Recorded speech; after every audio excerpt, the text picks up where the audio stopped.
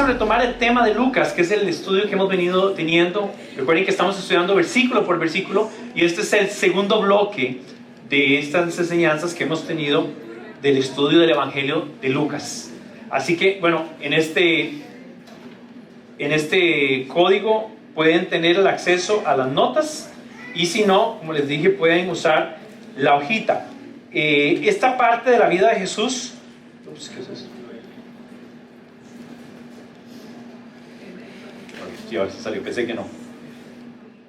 Esta parte en particular, este bloque de la vida de Jesús tiene varias características. Una de ellas es que el mayor tiempo donde vamos a ver a Jesús en Galilea, que es al norte de Israel, y además que es una etapa en la vida de Jesús donde los milagros, las señales, el énfasis de llamar a sus discípulos y modelarles como que toma un auge. Y es tal vez importante notar cómo Jesús pasa de tratar con unos cuantos y después pasar a unos cientos y después pasar a unos miles.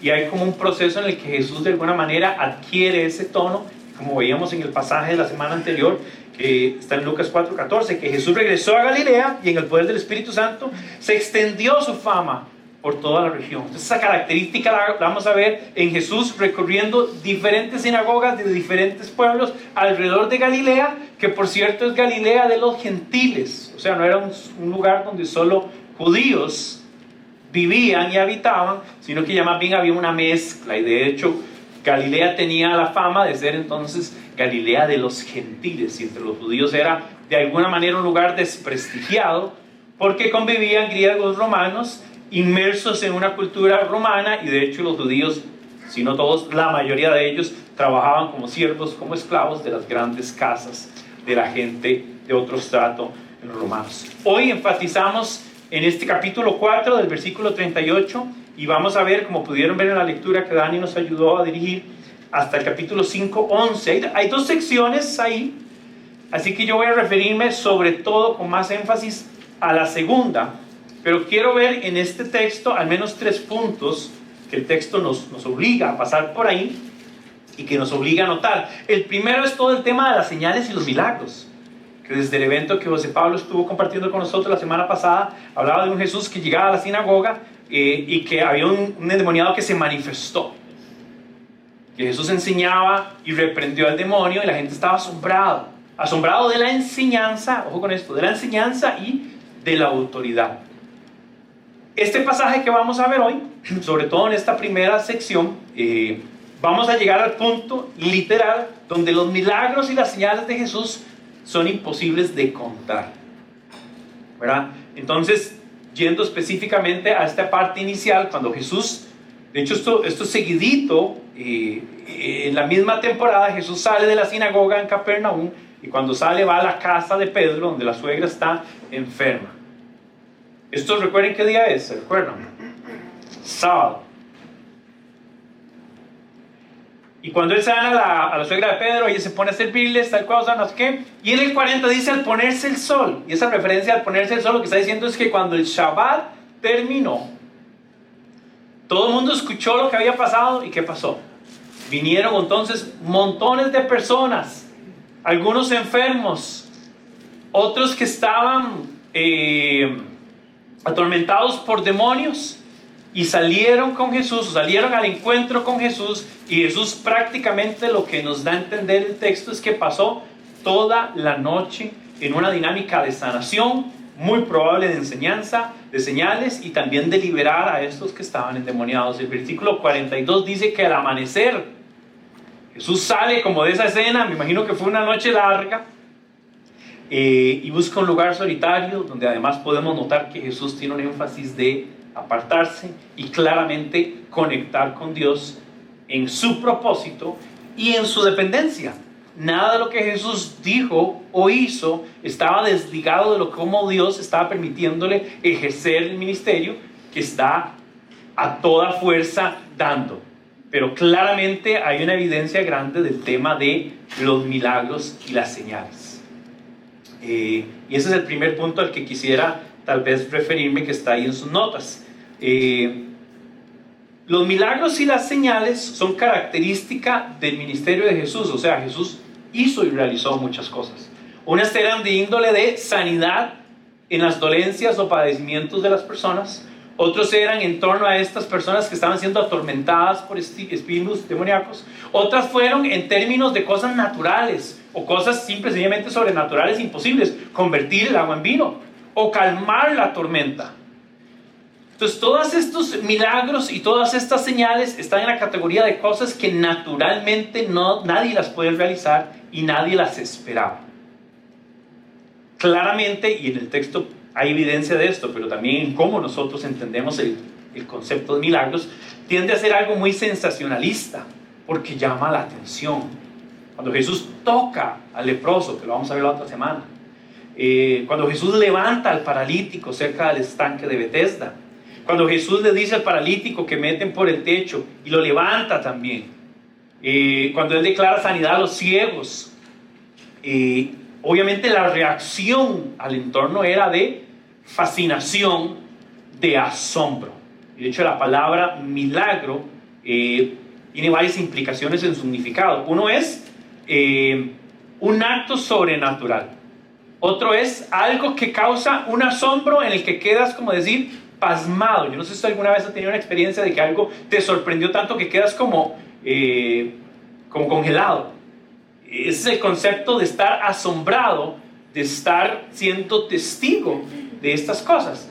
Y claro, lo que sucede en torno a la idea de los milagros y las señales es que muy fácilmente podríamos sobreenfatizar en eso. Voy a hacer una pregunta retórica un poco concluyente. ¿Qué es más grande, el milagro o el hacedor del milagro? El que propicia el milagro. O el que recibe el milagro será más grande. Entonces, algo que debemos obligarnos a meditar y cuestionar es, ¿cuál fue el propósito entonces de los milagros en la vida de Jesús? Aquí estamos viendo que a la mamá, a la suegra de uno de sus discípulos en la casa, que por cierto hay un hallazgo arqueológico muy importante de este lugar. La sinagoga en Capernaum es uno de los lugares arqueológicos con clara y certera autenticidad de que es un lugar en el que Jesús estuvo. Por favor, googléelo cuando llegue a casa. Sinagoga en Capernaum.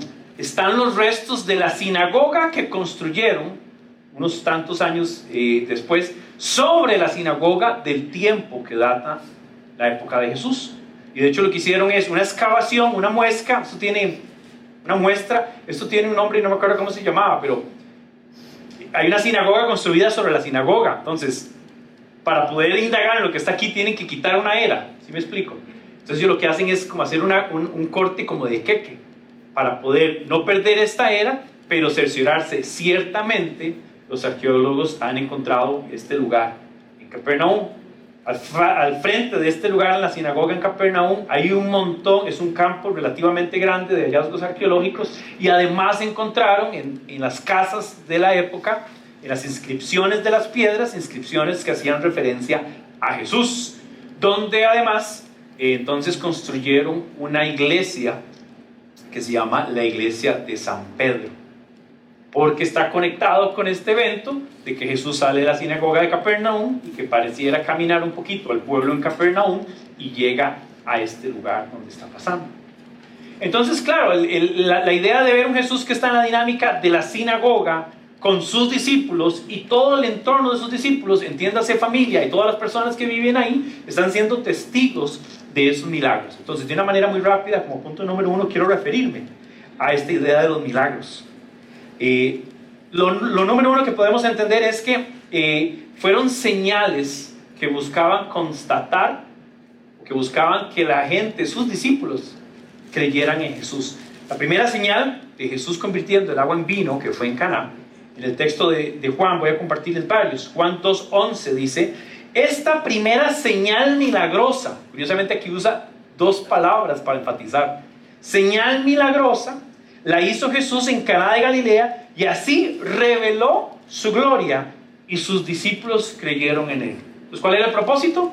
Revelar su gloria, número 1. Número 2, que tus discípulos creyeran en él. De hecho, este es el primer milagro registrado, de ahí que lo pusiera también. Juan 5 es un pasaje riquísimo. En Juan 5 Jesús había sanado el paralítico en Betesda, un sábado y en una Pascua. O sea, problema por todo lado. Entonces llegan a acusar a Jesús y a decirle por qué rompe el rito del guardar el sábado, según la interpretación rabínica de su tiempo, al cual Jesús entra en una acalorada discusión. Si usted quiere ver a Jesús ya así como enojadillo, Juan 5. Juan 5, él está chiva. Entonces, en Juan 5:36, él hace un argumento riquísimo, porque él dice, no quiero que crean solo por mis palabras, sino que quiero que crean por el testimonio. O sea, yo tengo testigos. Y Jesús aquí está dando algo lindísimo, que es un argumento de cómo los judíos daban testimonio, no una sola persona, sino que varios daban testimonio respecto a algo, pero también un ejercicio también de influencia griega y romana. Es que cuando a alguien se le acusaba de algo, había una defensa y habían testigos, y Jesús trae 5 testigos. Uno es Juan Bautista, el otro es el Padre, el otro es las Escrituras, el otro es, ¿alguien recuerda? ¿Me está fallando? El otro es Moisés, y uno último es este que está aquí, Juan 5:36, dice, el testimonio con que yo cuento tiene más peso que el de Juan, porque las obras que el Padre me ha encomendado que lleve a cabo, porque las obras que el Padre me ha encomendado que lleve a cabo y que estoy haciendo, algunos dicen que estoy haciendo señal al paralítico que está ahí, son las que testifican de que el Padre me envió. Quiere decir que los milagros no solo revelaban la gloria de Dios, no solo era para que sus discípulos creyeran, sino que también son un testigo. Son las obras que señalan a Él como que Él es realmente quien dice ser. ¿Cuál fue la reacción de los judíos? Esperada, histórica y proféticamente señalado de esa manera, es la que vemos en Juan 6 un poquito más adelante. Los judíos recibieron los milagros, pero no recibieron al Mesías. Juan 6, en el contexto de Juan 6, Jesús había hecho una multiplicación, ¿se recuerda? Panes y peces, habían 5,000 personas, los sentó en grupos, y hizo una multiplicación que, por cierto, los discípulos participan de eso, y hasta sobran. ¿Se recuerda cuántas cestas sobraron? 12. Y en medio de eso, al día siguiente, Jesús sale de cena, esto es en Betsaida, y Jesús aparece en Genezaret, que es otro pueblo cercano alrededor del lago de Galilea, y la gente está siguiendo a Jesús. Y Jesús sabe por qué lo están siguiendo, y todos nosotros sabemos. Jesús les dijo, les aseguro que han visto señales, y no me buscan porque han visto señales, sino porque comieron pan hasta saciarse. Trabajen, pero no por la comida que es perecedera, sino por la que permanece para vida eterna, la cual les dará el Hijo del Hombre. Dios, el Padre, ha puesto sobre él su sello de aprobación. Y aquí claramente la idea con la que Jesús está diciendo es, ustedes me siguen por las cosas que yo hago y por el beneficio que les trae, pero no tienen un interés genuino en reconocerme como que yo soy el Mesías. No obstante, dice que el Padre le ha dado su sello de aprobación. El texto más adelante, otro pasaje de Juan 7, las señales del Mesías. Esto ya es en un momento de más tensión respecto a Jesús, en una de las fiestas también, y después de haber realizado varios milagros y varias señales también en Jerusalén, algunos reaccionaron de esta manera. Pero muchas de las multitudes creyeron en él y decían, cuando venga el Cristo, ¿acaso hará más señales que las que éste ha hecho? Quería compartir esos textos. Interesantemente, quise sacarlos solo de Juan. Juan tiene el énfasis de mostrar un Jesús divino, un Jesús Dios. Y no de ahí que mencione también cómo los milagros dan testimonio y dan certeza de eso. Entonces, los milagros, 3 cosas que podemos concluir, y podría mencionarles algunos otros pasajes. Número 1, la demostración de la autoridad de Jesús. Son una muestra de algo que Él es y que Él hace. Número 2, son la comprobación de su mensaje. No vemos milagros ausentes de un mensaje, vemos milagros que autentican y comprueban un mensaje. Y número 3, evidenciaron su identidad como Mesías. Esto para decir que entonces al final Jesús no quería hacer milagros como el ejercicio primordial de su ministerio, sino que sabía que tenía que hacer milagros en función de revelarse como el Mesías. De ahí el énfasis en la enseñanza, y de ahí el énfasis en debo anunciar, debo decir. De esa manera quiero quiero marcarlo aquí para que ustedes lo vean, porque esa parte inicial nos da esta idea de milagros, personas recibiendo algo maravilloso de sanidad, de libertad de Jesús, pero en torno al énfasis de la enseñanza. Entonces quiero marcarlo aquí un poquito para que tal vez pueda quedar claro.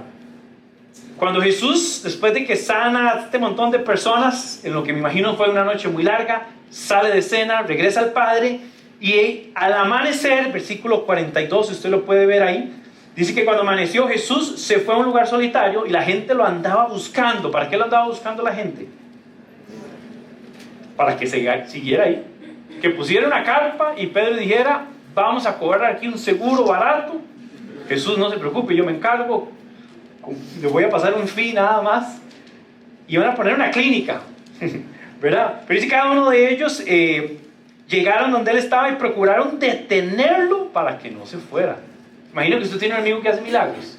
Usted dice: no, venga a ver qué negocio nos montamos y nos acompañamos todos. El 43 es importante, dice: pero él les dijo, es preciso. Voy a señalarlo aquí. Dice: es preciso que anuncie. La palabra anuncie es referencia de enseñanza. Quien anuncia, enseña. Y me encanta que dice es preciso, porque lo que está diciendo es que hay algo que tengo que hacer que es primordial, que es prioridad, que es fundamental. Es preciso, es exacto que yo anuncie. Más adelante dice: a los demás pueblos, otra referencia de enseñanza es las buenas noticias del reino. Estudiamos el reino y este concepto del reino. Porque para eso fui enviado. O sea, solo el versículo 43 nos da una evidencia de que Jesús tiene un claro enfoque en revelarse, anunciar, contar las buenas nuevas, porque Él sabe que fue enviado a eso. Entonces, este segundo punto que enfatiza en la enseñanza de Jesús, lo que quiere decir es que Jesús viene y se revela como prioridad en su ejercicio ministerial, y en función de revelarse, realiza milagros, y no de la otra manera. Vamos a hablar un poco más de eso en las conclusiones, pero ya saben para dónde voy, ¿verdad? Por si alguno tenía como una lista así muy grande de milagros que vamos a hacer hoy, no lo sé. Versículo 43, versículo 44 dice: y siguió predicando. Otra referencia de enseñanza. Un día estaba Jesús a la orilla del lago de Genesaret y la gente se apretujaba para escucharlo. El lago de Genesaret es el lago de Galilea, solo que desde la orilla de Genesaret. Dice que querían escuchar el mensaje de Dios.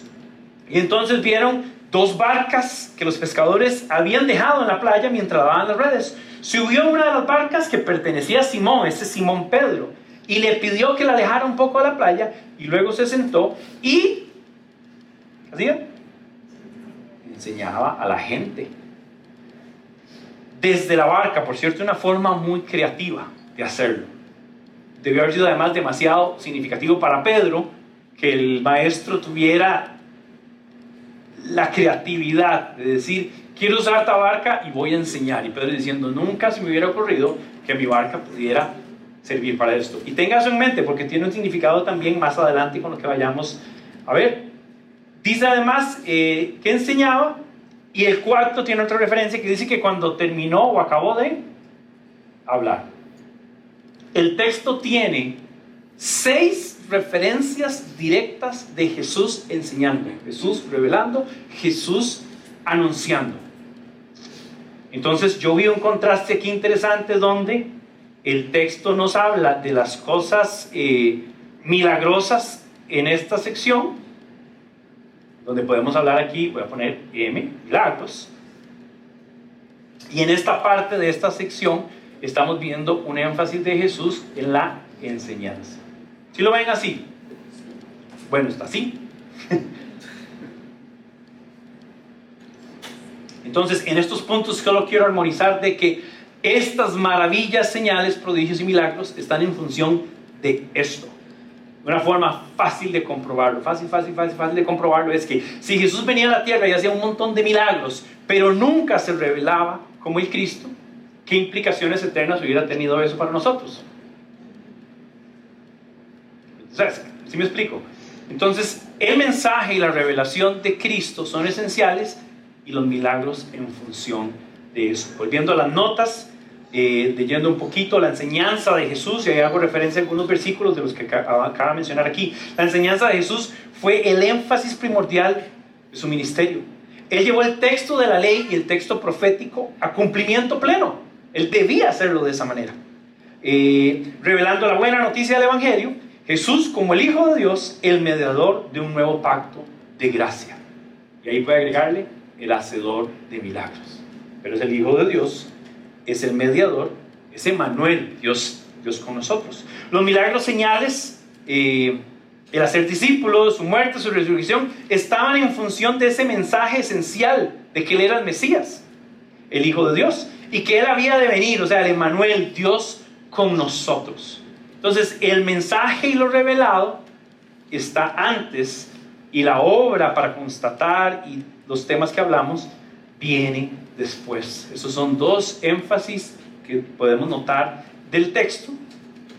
Y ahora quiero que partamos o enfoquemos un poquito en esta historia donde ya hay más me encanta porque hay un diálogo que prácticamente nos revela y nos enseña intención de Jesús, en este caso específicamente con Pedro, y la respuesta de Jesús. Y aquí es donde quiero enfocarme en este tercer punto de el llamado de Jesús. Jesús está mostrándose y revelándose, está dando un mensaje. Hay señales y prodigios que constatan ese mensaje, pero los receptores son esos que están ahí. Y esos que están ahí son sus seguidores. Y esos que están ahí son sus discípulos. Y en este punto, tal vez valga aclarar en el contexto, esta no es la primera vez que Jesús está hablando con Pedro, o compartiendo con Pedro o con los demás. ¿Se recuerdan a nosotros que eran pescadores? Que trabajaban juntos, dicen. Pedro, su hermano Andrés, Jacobo, su hermano Juan, y con el papá Zebedeo. Ese era su negocio. Parte del contexto también podemos entender que algo interesante, estos son datos del estudio de la vida de Jesús que le aconsejo que pueda matricularse en uno, porque algunos de esos datos no los podemos dar aquí por tiempo. Pero si usted quiere conocer el tamaño de la barca, cuánto peso resistía la barca, cuánta gente cabía en la barca, tiene que participar en los estudios para que vean detalle. Pero algunas cosas curiosas del contexto aquí es que el ser pescadores era un oficio casi obvio en torno al contexto de Galilea. Galilea al norte es altamente fructífero. De hecho, hasta el día de hoy, usted va a Galilea hoy y hay aguacates, plátanos, bananos y naranjas. Hay todo un desarrollo agrícola. Usted va a Jerusalén y hay nada. Árido, seco, rocoso, casi que triste. Que algunos han comentado la idea de que el lugar donde se suponía que había riqueza y había valor y la presencia de Dios y toda la dinámica ritual y todo, era antagónico, porque al final, desde el punto de vista del panorama, del paisaje, era un paisaje muerto. Un ejemplo de eso es Jerusalén, y al lado, abajito hacia el sur, está el Mar Muerto, y el Mar Muerto está muerto. Pero en Galilea, al norte, todo es verde, todo es fructífero, todo surge ahí, y ahí está el lago de Galilea, que es agua dulce. Ahora piensen esto, del lago de Galilea es donde surge el río Jordán, que va a dar hasta el Mar Muerto. O sea, de las tres grandes fuentes, ojos de agua que hay al norte de Galilea, que hasta el día de hoy, por cierto, proporcionan las 3/4 partes del abastecimiento de agua de Israel, al día de hoy.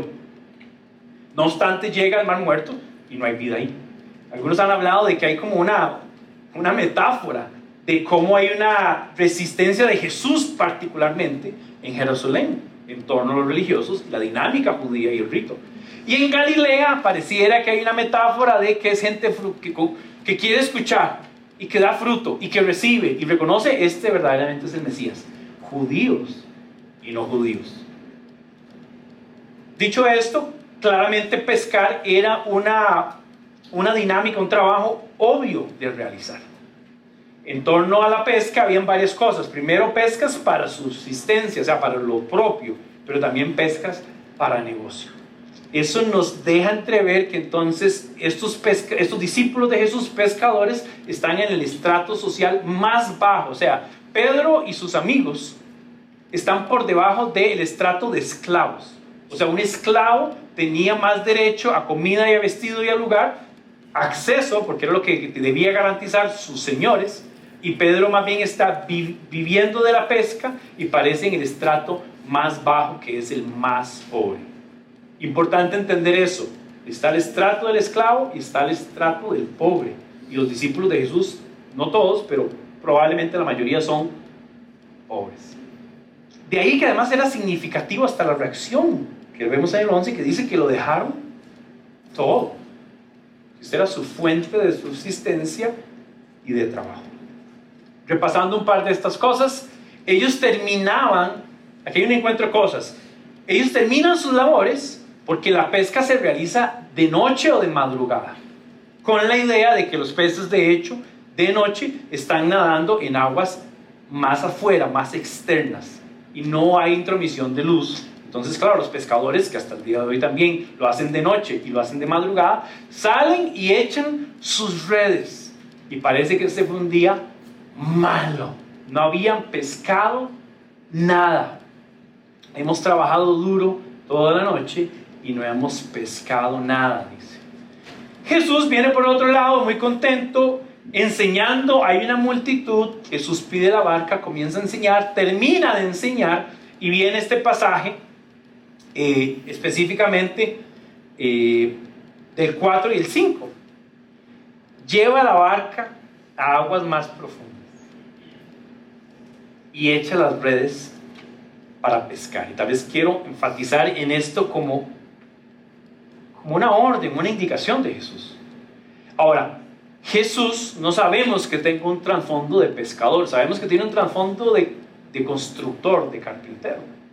La respuesta de Pedro al 5, yo no sé cómo usted la nota, pero yo la noto con un cierto escepticismo, como diciendo, bueno, venimos de trabajar, de hecho estamos reparando las redes,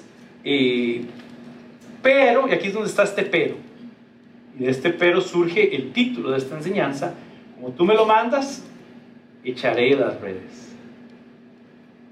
Y ese echaré las redes es muy significativo, porque no sé cómo usted lo entiende. Yo entiendo a un Pedro diciendo, por respeto, por honor, por obediencia, voy a echarlas, pero yo que soy pescador y que ya pasé toda la noche en esto, estoy cansado, estoy listo. Que por cierto, arreglar las redes es de los trabajos más difíciles, porque tienes que extender la red y comenzar a reparar toda la red y después irla doblando, porque al otro día va otra vez. Y Pedro tiene una reacción que denota un par de las dos cosas. Un poco de, hemos trabajado duro. No fue que nos dormimos, fue que el día estuvo malo. Pero como tú me lo mandas, echaré las redes. Ahí hay un valor que vamos a desarrollar un poquito en la aplicación. Cuando ellos lo hicieron, entonces recogieron una cantidad tan grande de peces que las redes se rompían. Claramente estamos a testigos de un milagro poco usual además, o sea, no tiene que ver con la sanidad de nadie, sino un tema de naturaleza y un tema de una pesca sobrenatural que ninguno de ellos había visto. Llamaron por señales a los compañeros de las otras barcas para que les ayudaran, y ellos se acercaron y llenaron tanto dos barcas que comenzaron a hundirse. Aquí estamos hablando de, no sé si podríamos decir toneladas, porque las barcas son bastante grandes. Yo no sé si alguna vez usted ha andado en la zona de Talamanca y el río Telire y todo esto, donde plantan mucho plátano al otro lado del Telire. Entonces el plátano tienen que cargarlo sobre unas barcas que son literalmente del ancho de esta mesa, donde usted solo una persona. Y de hecho yo no sé si usted ha visto que va la persona con el motor atrás y esa barca que es como de aquí a donde está la cámara, el trípode ese nada más, y llenan de todos los ramos, los racimos de plátano, aquella barca va así, pero de gigante, son kilos de kilos de kilos, en una barca de este ancho y de como unos 4 metros. Si usted quiere saber las proporciones de la barca, esta barca, tiene que hacer uno de los estudios de la vida de Jesús. Claramente están sorprendidos, no solo Pedro y los discípulos, sino que todos los que están viendo este milagro están tratando de entender quién es este Jesús, no pescador, al parecer no conocido por esta actividad, que hace tal cosa, ¿verdad? En el 8, que es un versículo clave, al ver esto, Simón Pedro cayó de rodillas. Esto es clave. delante de Jesús. Y dijo: apártate de mí, Señor. Es un reconocimiento de quién es Él. Y lo segundo es un reconocimiento de quién es Pedro. Soy un hombre pecador. Y es que él y todos sus compañeros estaban asombrados, claro, ante la pesca que habían hecho. Como también lo estaban Santiago, Juan, hijos de Zebedeo, que eran socios de Simón. Y aquí Jesús le afirma de una manera increíble y lo llama: no tengas miedo, no temas. Lo mismo que le dijo el ángel Gabriel a María: no tengas miedo. Te estoy llamando, te estoy escogiendo, y de ahora en adelante serás pescador de hombres. Y así que llevaron las barcas a tierra y, dejándolo todo, siguieron a Jesús. El texto es muy descriptivo, como que pasó de un ámbito de multitudes a algo que está pasando muy cercano entre Jesús y Pedro. Y ese diálogo lo denota, ¿verdad? O sea, que Pedro tiene una reacción, y tiene una reacción en respuesta a Jesús directa. Viene de los testigos, habla de los otros discípulos, pero parece algo particular en el entendimiento de Pedro de quién es Jesús, que es realmente sobresaliente. El llamado de Jesús, para mencionar varias cosas: ya Jesús venía por un tiempo enseñando y modelando a sus discípulos y seguidores. Les decía, este no es el primer encuentro que tiene Jesús con sus discípulos. Jesús llamó a sus discípulos, y en este caso a Pedro, desde su cotidianidad, su trabajo y su área de conocimiento, evidenciando así que Él es el mayor y el todopoderoso, ¿verdad? Pedro, quizás con un poco de duda, decide obedecer. Y aquí viene esta narración donde Jesús dice: lleva la barca a aguas más profundas. Pedro resiste un poco, tiene duda, pero dice: las echaré en tu nombre, voy a obedecer. Y Jesús afirma claramente el llamado de Jesús. Viendo esas tres secciones del texto, Jesús haciendo milagros, enseñando en torno a Galilea y determinado a cumplir a lo que fue enviado, que era enseñar, pero también realizando obras, señales y milagros y prodigios para que fueran testimonio de quién es Él como el Mesías. Y finalmente vemos un efecto directo en la vida de uno de sus seguidores, en uno de los que llega a ser no solo un discípulo, sino un apóstol. Y no solo un apóstol, sino el apóstol que en un sentido tuvo una influencia significativa, tanto que le llamaban el líder de la iglesia en Jerusalén, en Israel. Hay que ver a Pablo dando cuentas con Pedro, y hay que ver la influencia de Pedro, que la podemos ver en los textos, en el pensamiento petrino respecto a quién es Jesús. Lo podemos ver en las cartas. Pedro, que definitivamente siguió a Jesús, y este evento pensaría yo que marcó un antes y un después en la vida de Jesús. Estamos hasta ahí. Observamos el texto, vimos varios énfasis como los milagros, la enseñanza y el llamado de Jesús. Al otro lado de su hojita o en las notas suyas también vamos a seguir. El interpretar es esto que estaba más o menos resumiendo, pero quisiera enfocarme ahora en esta parte de aplicar un poquito. Y en el aplicar lo que queremos hacer es este ejercicio de, bueno, ¿qué significa para nosotros? Que se vaya y se compre una barca, sería chiva, pero no creo que sea como para ir a pescar. Compra un bote, un yate, me invita para ir a solearnos y a comernos algo. Pero ¿qué significa para nosotros? O sea, ¿cuáles son los principios, los valores de lo revelado de la enseñanza que podemos decir, aquí hay algo que yo debo entender y debo aplicar para mí y como iglesia y como creyentes? Entonces, el punto número 1, quiero enfatizar en esta idea de los milagros. Y de entrada lo que quiero decir es: no sigas los milagros, sigue a Jesús. Suena aburrido, ¿verdad? Como, ay, pero y las chispitas y los pum, pum. Y aquí hay una gran controversia, de hecho, porque además, históricamente, en Latinoamérica, ha habido un auge de todos estos eventos orientados a lo sobrenatural, ¿verdad? Entonces yo quería contarles un poquito de eso.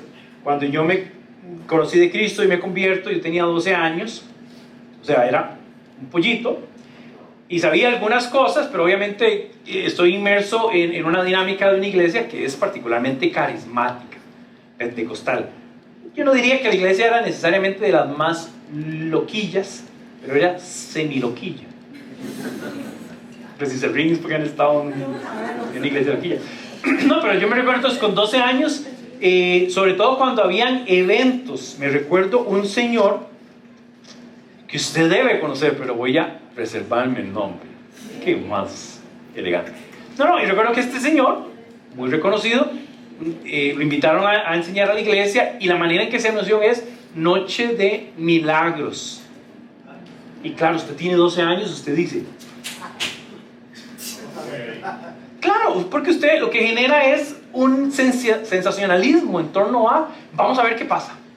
Pero vean lo peligroso de esto, porque si yo voy con el vamos a ver qué pasa y resulta que no pasa nada, ya de entrada lo que me motivó a ir no lo encuentro. Y ve que interesante, cuando el milagro se da, yo estoy gozoso, glorifico a Dios, y cuidado con esto, porque sobre todo glorifico al ministro o al X o Y Z que fue el que Dios usó. Ojo, ¿verdad? Porque los milagros en los evangelios daban fe de que Jesús es Jesús, y lastimosamente en nuestros contextos latinoamericanos el que preside el culto sucede una cuestión milagrosa, voy a poner entre comillas porque no voy a decir si sí o si no, nada más que sucede algo milagroso, y eso le atribuye mayor autoridad a esa persona, ¿no? Por eso lo anuncian. Recuerdo perfectamente que este señor, Dios lo usaba con una sanidad en particular. O sea, decía, noche de sanidades, y especialmente si usted tiene esto, llegue, porque este chaval prácticamente es experto en eso. Pero es en serio.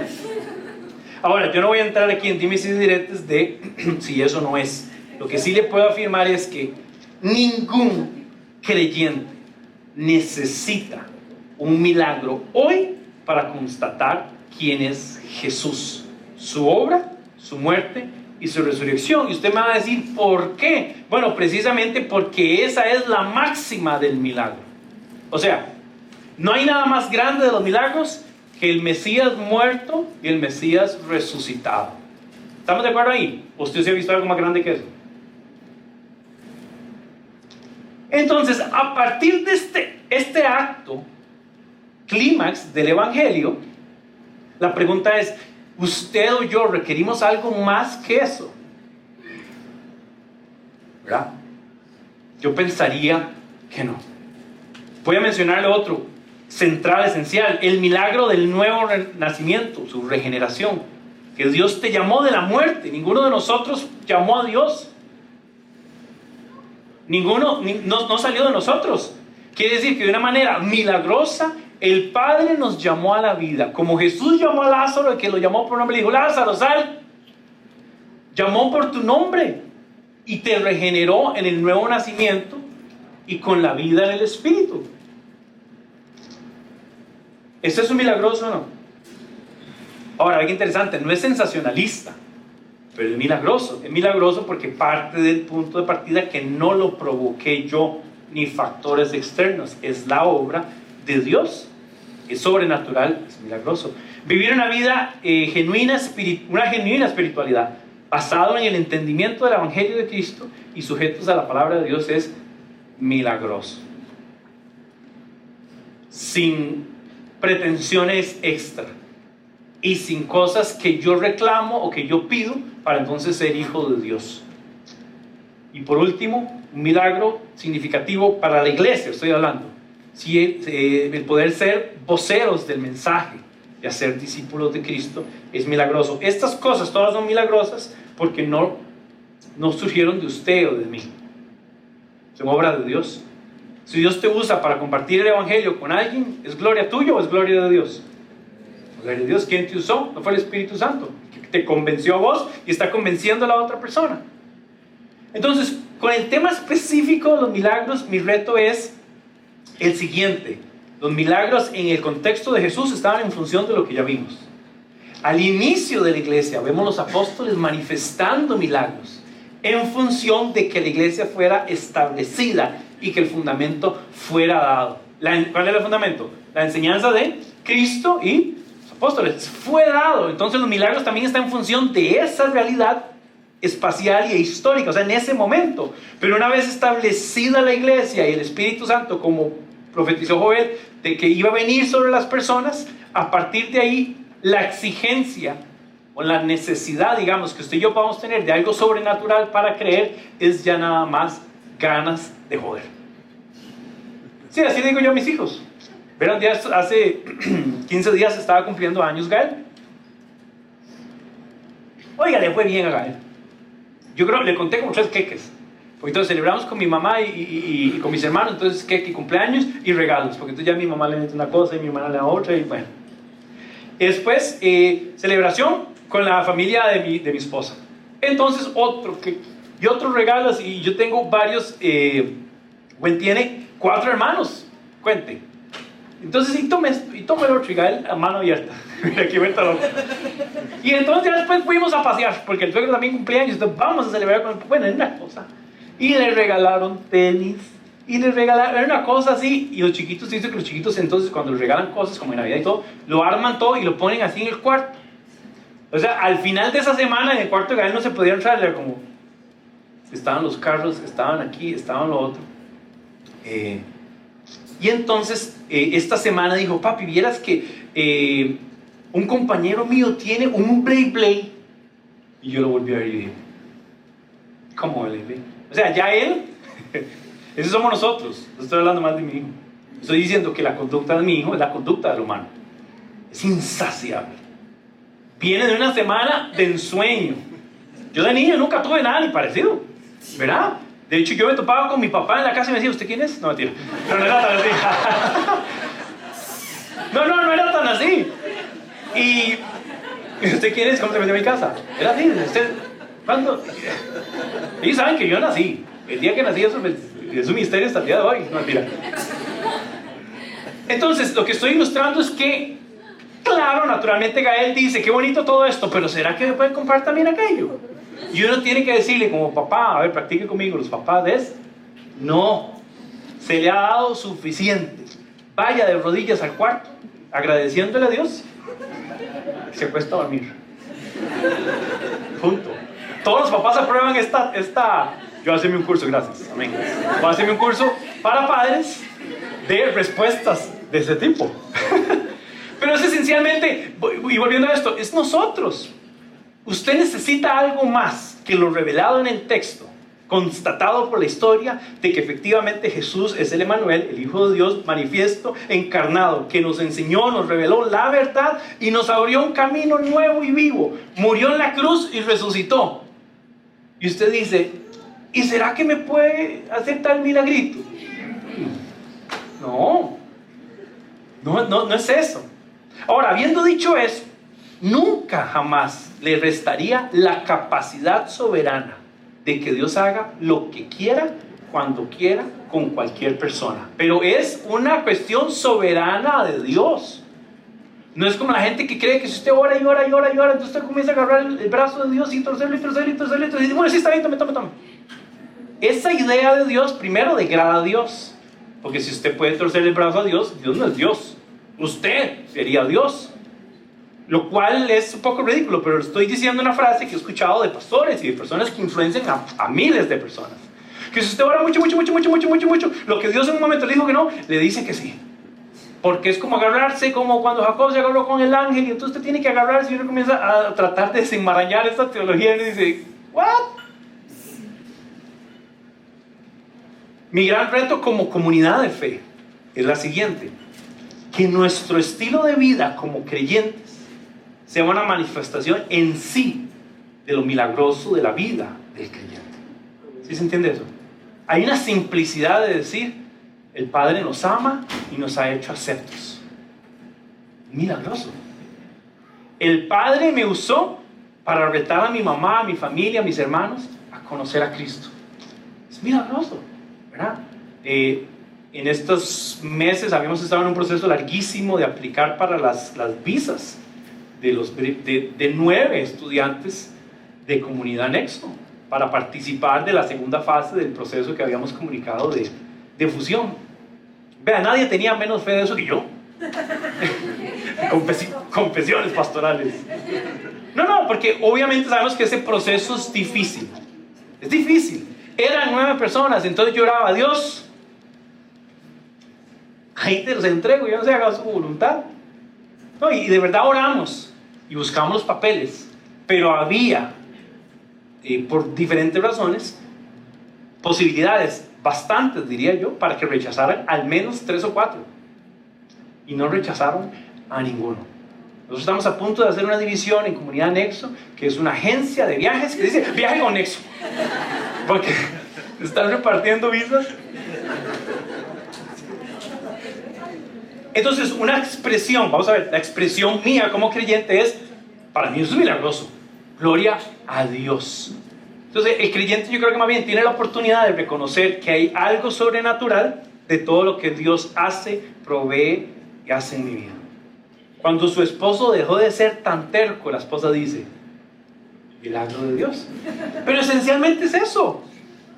La acción del Espíritu Santo transformando la conducta y el carácter de una persona, ¿qué es? Un milagro. Usted conoce personas que cambiaron drásticamente su forma de pensar, de sentir y de hacer y de actuar. Es que él se esforzó mucho. Sí se esforzó, pero fue Dios. Dele gloria a Dios, ¿verdad? Voy a terminar este punto con esto porque además lo vi hace poco. Entonces chocó y bueno. Las redes sociales, cosa fea y abominable. ¿Estoy viendo ahí yo? Entonces me salen cosas de pastor. Ok, redes sociales aburridas, ¿verdad? Entonces me salía una gente de una iglesia X dando testimonio de que en las bancas habían unas perlas, unos cristales, unos no sé qué, ¿verdad?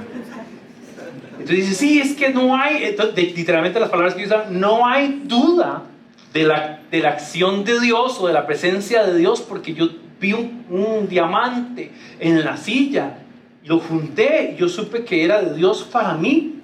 Y después vi mis manos y tenía escarcha. Entonces yo digo varias cosas. Primero, que fancy, ¿verdad? Como, que chiva, está muy bien. Pero después yo pensaba, ¿cuál es el propósito último de ese milagro? Yo no voy a decir si es o no es, solo voy a hacer un ejercicio de nada más del propósito. ¿Usted cree que Dios va a hacer cosas solo por la complacencia de una persona, o sea, solo por el gusto? ¿O Dios va a hacer las cosas con un propósito que lo glorifica a Él? Entonces, las perlas y las cachas, a menos que usted esté como haciendo una decoración de Navidad, yo no le veo mayor propósito. Con esto digo lo siguiente: cuidado cuando las personas quieren usar este lenguaje de temas sobrenaturales y meter a la gente en creencias ilusorias, vacías, y que además lo que generan es codependencia de estos lugares donde supuestamente caen diamantes. Vea, si aquí llegó un diamante aquí, el que lo va a agarrar soy yo. Sí, y lo voy a ir a cambiar para poder ponerlos en los fondos de la iglesia. ¿Qué le parece a usted? Está bien, pero aquí casi nunca, bueno, nos quitaron el revestimiento, la cosita de las sillas, imagínense, como nos vamos para atrás. Entonces, yo solo quiero hacer esta llamada de atención. Tu vida y tu relación de Dios no dependen de milagros. Dependen del acto ya consumado de Dios, de la muerte y la resurrección de Cristo, y que Él ha enviado su Espíritu a tu vida. El mismo que levantó a Cristo entre los muertos habita en usted. Vivamos en ese milagro. ¿Qué le parece eso? Ok, punto número 2. El llamado de hacer discípulos, que obviamente Jesús está en esta conversación. Y en este tema quiero enfatizar desde el punto de vista interno de estos que estamos siendo llamados, que por cierto somos nosotros. Somos llamados a ser discípulos de Cristo, ¿no? Y hay elementos internos que yo entendí del pasaje, y hay otros que son como manifiestos, que son externos, otra vez a la luz de lo que se enseña y lo que se dice y lo que se evidencia. Y yo creo que el discípulo en parte experimenta estas implicaciones internas y después evidencias externas. Quiero ponerlas aquí súper rápido, sacados directamente del texto. Las implicaciones internas: en el versículo 8 vemos al pescador, al que sabe pescar, cayendo de rodillas. ¿Qué significa para usted en el versículo 8? Que Pedro está cayendo de rodillas. ¿Se postuló Pedro diciendo, yo soy mejor pescador, o yo sé cómo hacerlo, o no voy a echar las redes? A mí nadie me dice nada. Interesante, porque además sabemos que el carácter de Pedro por otros textos era de plantarse. Aquí vemos al discípulo que hablaba rápido, que era de un temperamento probablemente enérgico, respondiendo de una forma física muy sencilla, y es, voy de rodillas, lo cual implica humildad. Y subsecuentemente viene un reconocimiento de quién es Cristo, porque dice, cae de rodillas y dice, apártate, Señor. Esta idea de apártate, Señor, que podemos ver tal vez en otros textos de la Biblia, es la idea de que me aparto de lo supremo, de lo glorioso. Todos estos eventos donde vemos manifestaciones de Dios, el ser humano se aparta y se esconde y cae temeroso ante la gloria, el poder, la manifestación de lo todopoderoso. Y hay un reconocimiento del señorío de Cristo, número uno, y después hay un reconocimiento de su realidad. Nuestra definición de visión y misión es ser discípulos de Cristo. Y le tengo una mala noticia. Nuestro deseo en Comunidad de Gente no es tener un grupo de personas que atiende un evento cultico. Está bien y bienvenidos todos. Pero nuestra misión como iglesia es que la gente se congregue en función de ser discípulos de Cristo.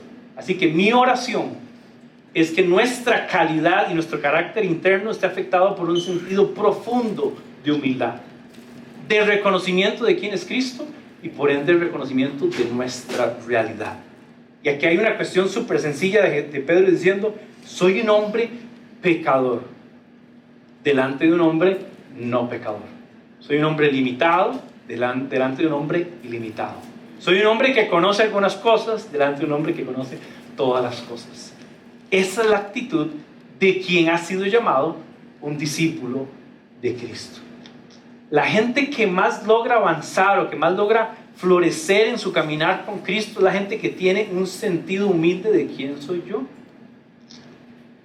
A mí me gustaría pensar que como iglesia nosotros sembramos esa sensación, ¿verdad? O cultivamos esta idea de no importa cuántos años tengas en la fe, actúa y manifiéstate y desarrolla, y además compartamos en humildad. La idea pretenciosa de que usted sabe mucho, conoce mucho, o que tiene muchos años en la iglesia, o que Dios lo usa mucho, todas esas cosas son un tropiezo para usted mismo. Porque cuando yo me antepongo y digo yo soy mejor, o soy más viejo, o soy más capaz, ya estoy como cortando la capacidad de aprender. Y estoy cortando la capacidad de asombro que tengo de reconocer que aún en mi vida, en mi proceso, sea mucho, sea poco, Dios sigue haciendo algo. Dice que Él es fiel y bueno para perfeccionar. Solo que si usted es orgulloso y dice yo sé y yo soy bueno, no hay mucho que Dios vaya a perfeccionar ahí. Capaz que lo sea como de desechar.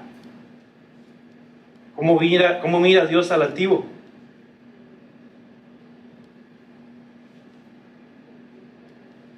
¿Cómo? O como le dijo Jesús, aprendan de mí que soy altivo y orgulloso. No. Manso y humilde. Hay algo en el carácter del discípulo que comienza por un arrepentimiento y un reconocimiento genuino. El reconocimiento genuino de Cristo, en el caso de nosotros, se da a la luz de la Biblia. Si usted no conoce quién es el Cristo revelado en la Biblia, usted nada más vive por el supuesto que yo creo que Cristo es así, y yo creo que Cristo es el típico, es todo amor. Dios es todo amor, y el amor siempre gana. Entonces todas estas ideas cortadas o limitadas y con un gran contenido de las concepciones sociales degradan el conocimiento de Cristo. Quiere decir que el verdadero conocimiento de Cristo vendrá solo a partir de que lo conozcamos por su palabra. Eso es clave. ¿Sí lo ven en el pasaje? ¿Cómo estás en tu proceso de caminar delante de Cristo reconociendo que Él es, y nosotros caer, caminar de rodillas y decir, es que este es el Señor? Yo creo que esta es la actitud que determinó quién llegó a ser Pedro. O sea, el punto más bajo de Pedro es uno que es alto y significativo y que marcó quién llega a ser él, como un líder influyente en la iglesia. Si esto no pasa en la vida de Pedro, ese apóstol Pedro no llega a pasar, pensaría yo. Ahí están esas implicaciones externas y hay otras internas, hay otras externas, perdón, lo dije al revés. Una está cuando él en obediencia lanza las redes. Y aquí hay una enseñanza de obediencia, y esto lo voy a decir para que los papás se lo digan a los hijos. Otro tip, papá, apunten eso, háganme un canal de YouTube, tips para papás. Cuando usted le dice algo a su hijo, no es necesario que su hijo lo entienda. Lo que es necesario es que su hijo lo haga. Porque si usted se sienta a explicarle, primero pierde tiempo y no. Y segundo, es como tratar de justificar que lo que usted está diciendo tiene valor. Usted es el papá, lo que usted está diciendo de entrada tiene valor y es determinante. Y Jesús le dice, ve más a fondo y echa las redes. Y Pedro está. Y Juan y Jacob están como, no. Hay un titubeo, hay una cosa que por lo menos yo noto y digo, porque lo dice, el hecho que Pedro lo exteriorice me da la sensación de, ya lo hicimos, pescamos, y la clave aquí es, pero en tu nombre, o sea, porque tú me lo mandas, porque tú me lo indicas, voy a echar las redes. Imagine que sus hijos le digan, papi, no sé por qué me están mandando a hacer eso, pero como me lo mandaste a hacer, lo voy a hacer. Todos los papás están como, wow, milagros y todo, wow, revelación. Pero llévalo a su vida. ¿Cuántas cosas Dios te reveló, te convenció, te dijo y te mandó? Y uno está ahí como, sí lo hago, sí obedezco, sí camino, sí creo, sí confío. Entonces siempre hay como un cuestionamiento. Y le voy a decir esto, para el que camina siguiendo a Cristo y para el que es el discípulo, ese cuestionamiento es piedra de tropiezo. Cuando no termino de concretar este encuentro con Cristo que me demanda, esa es otra cosa, es una demanda. El discípulo está en función de obedecer y seguir a su maestro, no solo obedecerlo por obedecerlo, sino obedecerlo para ser como él. O sea, nosotros como iglesia somos llamados a obedecer el evangelio, obedecer a Cristo, no solo para ser buenos, digamos, sí, ser buenos, no, es que ser como él.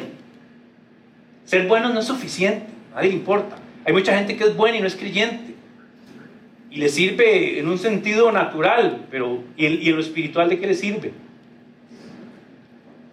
Y la obediencia te lleva entonces a decir, yo lo haría así, yo lo he hecho así, pero en el nombre de Jesús voy a hacerlo de esta manera. Yo una vez tuve una conversación fuertísima, la más fuerte, evangelizando a mi papá. Y entre lo que conversábamos, en una conversación amena de padre e hijo, no tan amena, yo le decía, por 43 años siempre has hecho lo que has querido. ¿Y cómo te fue? ¿Y cómo me fue?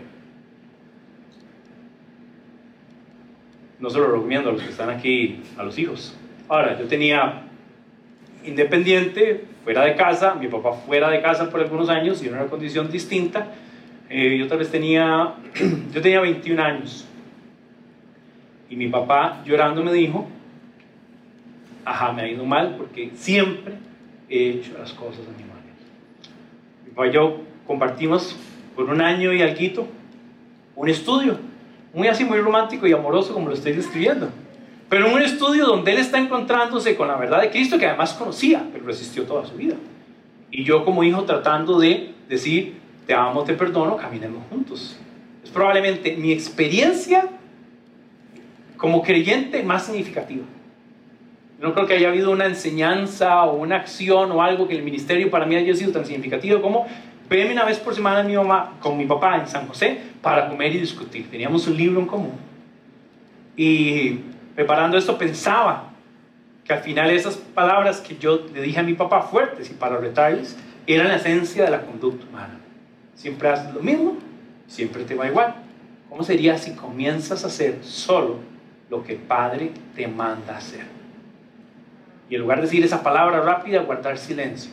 Y en lugar de tener esa acción de reflejo, porque mi papá, porque mi mamá, porque mi abuelo hicieron así, en lugar de decir, yo lo hice diferente, porque yo tengo una identidad de hijo de Dios, y mi Padre que me ama, me dijo que lo hiciera así, y lo dijera así. Obediencia. Versículo 11.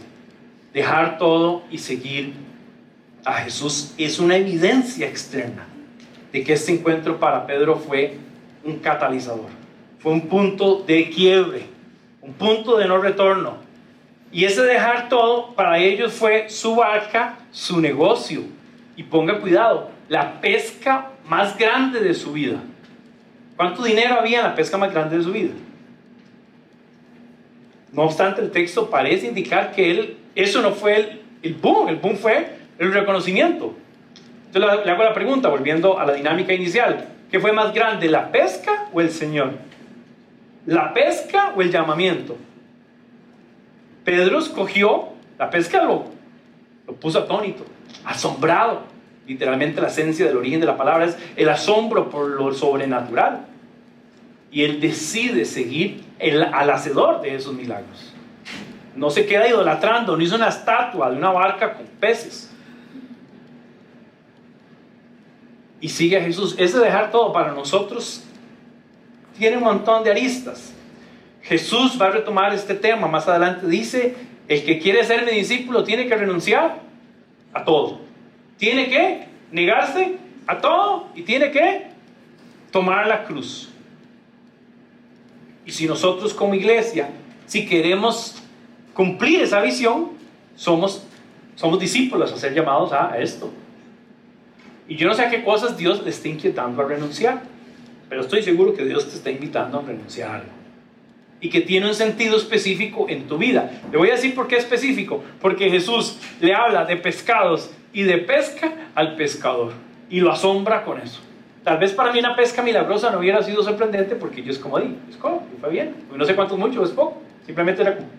Pero hay una cosa lindísima de Jesús tratando con sus discípulos de hablarle en su cotidianidad, en su área de expertise, de entendimiento, y llamarle, decirle, desde ahora en adelante serás pescador de hombres. ¿Qué implícito está? Que sea como Jesús. Quiere decir que anuncie el mensaje, que camine con él y que propague ese evangelio por todo lado. Finalmente está implícito aquí, estar con la gente y mostrarles el evangelio. ¿Qué estaba haciendo Jesús en los versículos antes de esta conversación con Pedro? Estaba con la gente, estaba en la sinagoga, estaba con la suegra de Pedro, la gente vino, él estaba con la gente. Había milagros, sí, pero estaba el mensaje del evangelio. Jesús está diciendo, ven conmigo para que estés con la gente, mostrarles el evangelio, vivir en obediencia y renunciar a todo. ¿Dónde estás en el proceso de seguir a Jesús? ¿Cuál es el reto con el joven rico? Vende todo y regresa. Y el hombre está consternado, está triste. Parece que la petición de Jesús es altísima. Y yo creo que la petición de Jesús en nuestras vidas suele ser altísima. Oramos. Quiero motivarles a pensar sobre todo en esta última parte del llamado, que tenga un significado propio para ustedes, que nos está modelando Jesús, que debo creer o imitar de este texto, y además con quién puedo compartir la enseñanza de Cristo. Así que si quieren, si gustan ponerse de pie, oramos.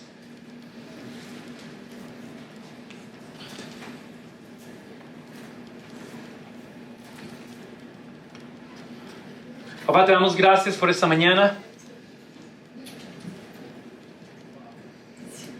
Gracias por revelarte, gracias por tu mensaje. Gracias porque tu voz de urgencia de ir de pueblo en pueblo y de tocar las necesidades de las personas y de anunciar las buenas noticias y de predicar y de enseñar y de manifestar tu gloriosa santidad, tu verdad y mostrar al Mesías, tiene repercusiones que hasta el día de hoy nos hacen evidenciar el milagro de la vida espiritual, de la vida eterna, de la salvación que podemos entender en el Evangelio.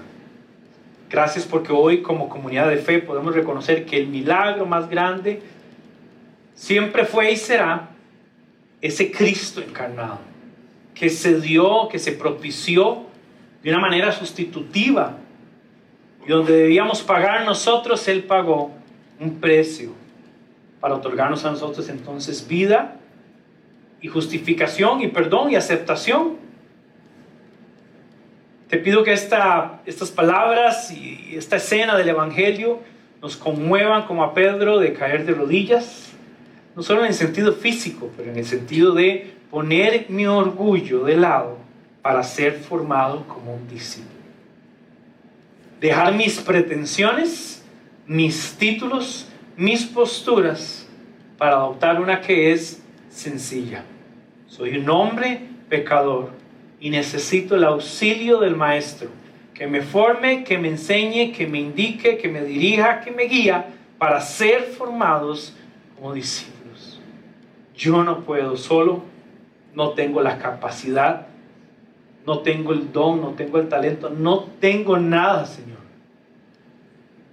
Confío en tu obra que nos sostiene, nos llama, nos vivifica, de lo muerto llamó vivo y hoy nos reúne y nos reta para ser formados como discípulos, para vivir una vida de fe, de obediencia, sencilla, pero que tiene un impacto significativo, lo cual termina siendo también milagroso en el entorno y en la sociedad en la que vivimos.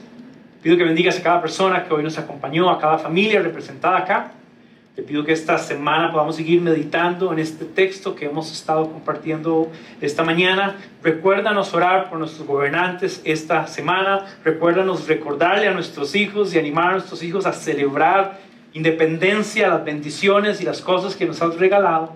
Y permítenos esta semana tener oportunidades en las que podamos dar testimonio de Cristo y anunciar el Evangelio y hacer discípulos. Es en el nombre de Cristo Jesús que oramos. Amén. Y